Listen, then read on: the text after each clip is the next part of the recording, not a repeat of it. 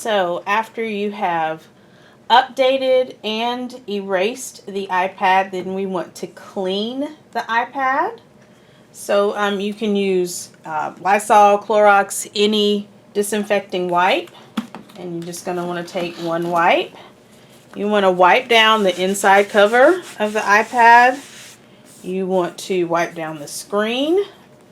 You also want to pop the iPad out of its case. So it's okay to just pop that iPad out, because you're going to want to wipe down the inside of the case. It gets kind of cruddy in there after a year's use. Wipe down the screen. Wipe down the back of the iPad, and then take any soft cloth and dry it off.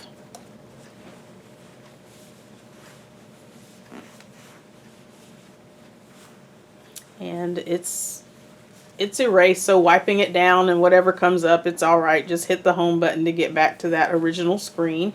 You want to dry out the inside of the case as well as best you can.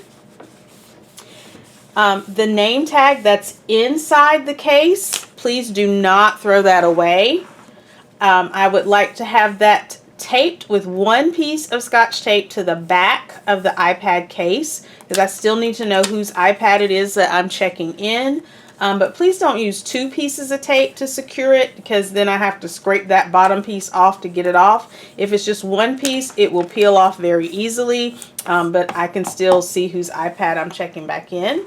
Once you have dried the case and dried the iPad, you're going to put it back in the case. Make sure you match the camera hole to the hole in the case for the camera. Just snap it back in. Okay, and then close the cover. It is not going to lose much of its charge. Do not power it off. Please leave it powered on with the iPad in the case with one piece of tape securing the name tag. And then your students will bring the iPads to the library. Each student will bring their own, and I'll send out that schedule. If you have any questions, please email me or call me, and hopefully this will be a smooth process.